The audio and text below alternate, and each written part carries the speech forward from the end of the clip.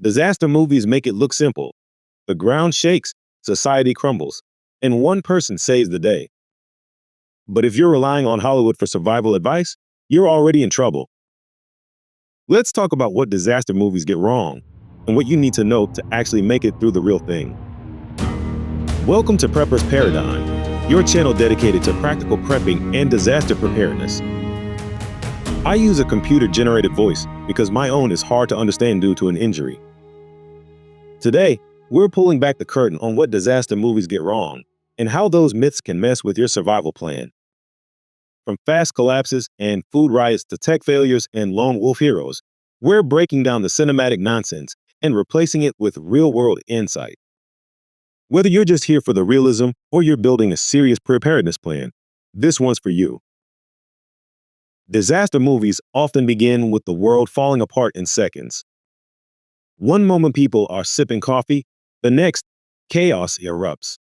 Earthquakes reduce cities to rubble, traffic spirals into gridlock, and society disintegrates before the opening credits are over.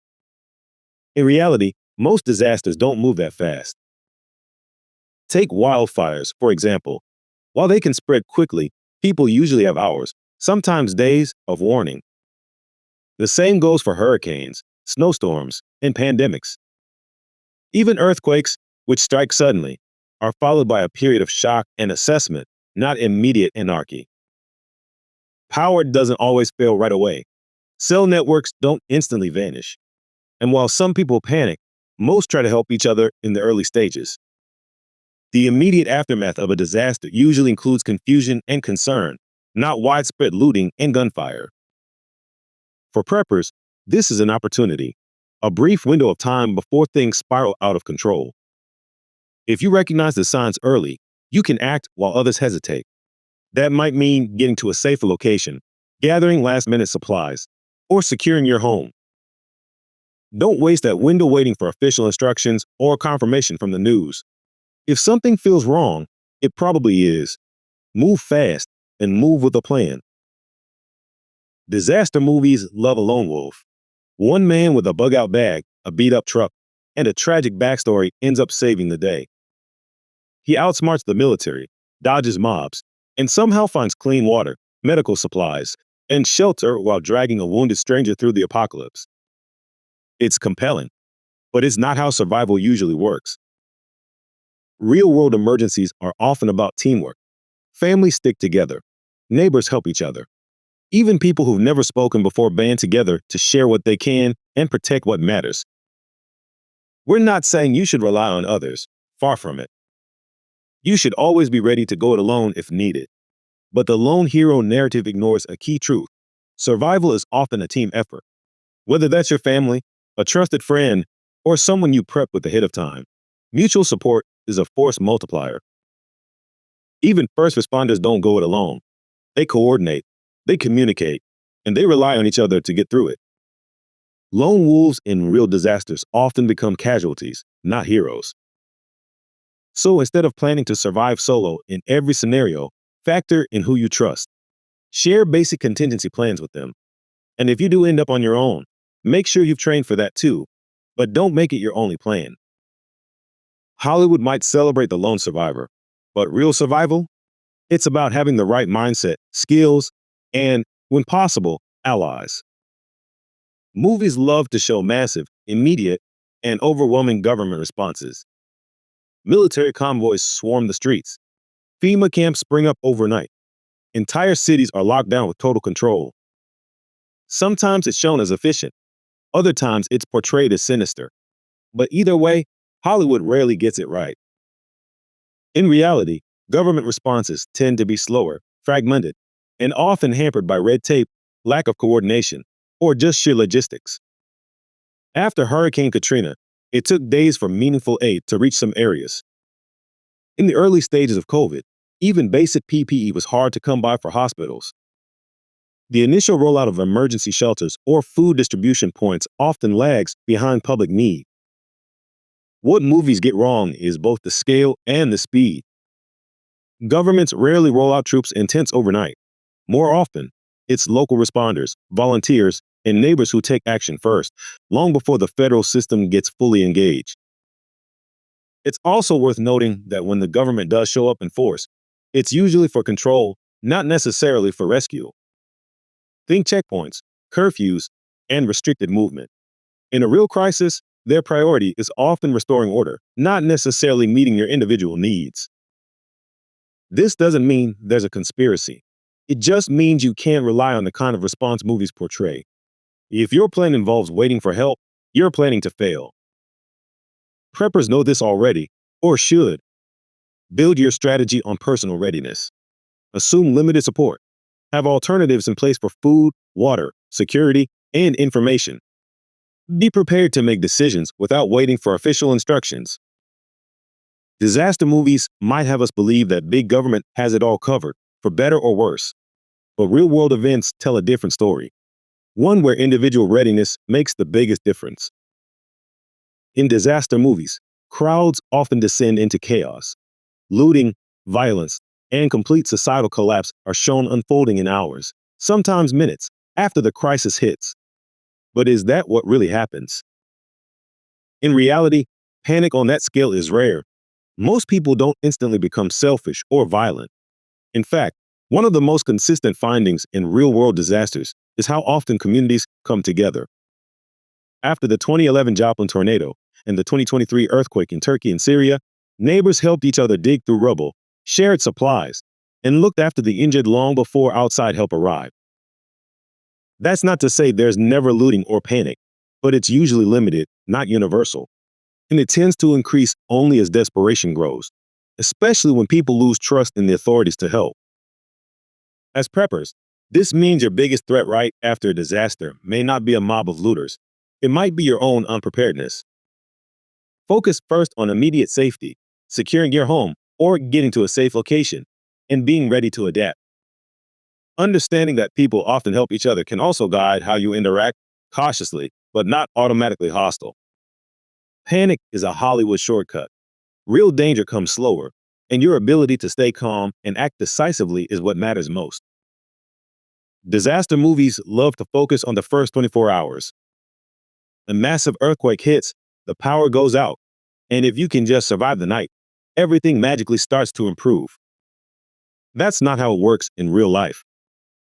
The truth is, surviving day one is just the beginning. In most real-world disasters, the hardest part comes after the initial impact. Infrastructure takes time to repair. Supplies run out. Help might not arrive for days, or at all. Preppers understand that real survival is a marathon, not a sprint. The early hours are about immediate safety, getting out of danger, tending to injuries, and securing your location. But after that, it's about food, water, shelter, and staying sane while the world around you struggles to recover. Disaster movies almost never show this part. There's rarely a scene where the hero spends 3 hours purifying water or rationing out the last can of beans. But that's exactly what real preparedness demands.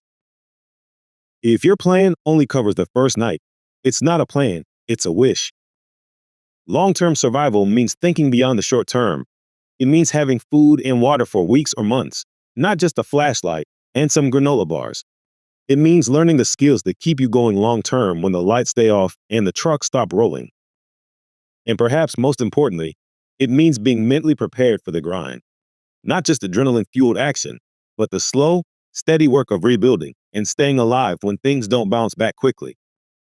Don't fall into the overnight survival trap. Prepare for the long haul. One of the most common disaster movie tropes is the instant disappearance of all food, water, and supplies. Supermarkets are ransacked within minutes. People fight over bottled water like it's gold. And within hours, the world descends into chaos over a can of beans. While this kind of drama makes for gripping cinema, it doesn't usually reflect how things play out in real emergencies, at least not right away. Yes, supply chain breakdowns happen. Panic buying is real. And in a prolonged crisis, shelves can stay empty for a long time. But the idea that everything vanishes the second a disaster strikes, that's not how it works. In reality, it often takes days, or even weeks, for the full weight of a supply crisis to hit. Many people don't immediately realize how bad things are. And in the early stages, community support, local resources, and even emergency government responses can keep things going for a while. That's not to say resource scarcity won't become a problem. It absolutely will, especially in major, long-lasting disasters. But it builds gradually, not instantly. The danger in these Hollywood portrayals is that they make people believe survival hinges on panic and aggression, that you need to run to the store and fight for the last loaf of bread. In truth, the better strategy is to plan ahead, stock what you need, and avoid the panic altogether. As preppers, we don't wait for the crisis to hit to think about supplies. We already know how much food, water, medicine, and fuel we need. We've already made the plans and built the stockpiles. And that's the real lesson. Instead of assuming you'll need to loot and scavenge, assume you won't want to. Because by then, it may be too late. While Hollywood often exaggerates for entertainment, a few disaster movies stand out for their realistic portrayals of crisis and survival. Contagion is one of the most accurate depictions of a global pandemic. It shows how a virus can spread, how governments respond, and how public panic can escalate, mirroring much of what we saw during COVID. The Road offers a brutal and unflinching look at long-term survival after an unspecified apocalypse. There's no romanticized action here, just harsh conditions, food scarcity, and the emotional toll of surviving day after day. It's a grim but important reminder of what true collapse could look like. The Impossible, based on the true story of the 2004 Indian Ocean tsunami, doesn't feature global destruction or shootouts. Instead, it focuses on one family's desperate attempt to survive and reunite, highlighting the sheer power of nature and the very human struggle to endure it.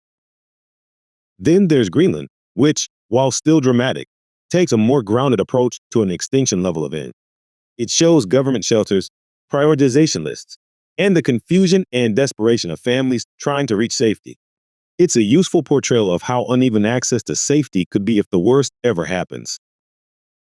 These aren't perfect, but they come closer to showing what a real disaster might feel like, both the logistical challenges and the emotional weight. There are links in the video description if you want to watch any of them.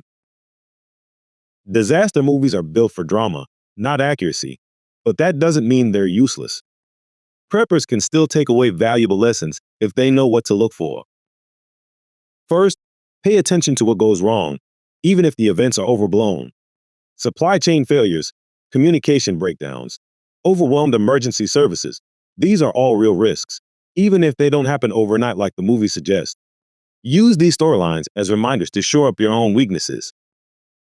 Second, observe the personal decisions characters make. Inaccurate as they may be, many disaster movies still explore themes of resilience, improvisation, and the will to survive. Those are traits every prepper should cultivate. And third, use these movies to start conversations with your family or prepping group. Ask, what would we do in that situation? It's an easy and engaging way to test your plans and spot flaws before you ever need to act.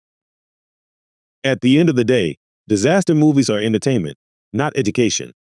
But when watched with a prepper's mindset, they can help you sharpen your thinking and reinforce why being prepared matters. If you found this breakdown helpful, make sure to hit like, subscribe, and check out our website for more insight into prepping and media. The link is in the video description. Until next time, stay safe, stay sharp, and remember, preparedness is a mindset, not a movie scene.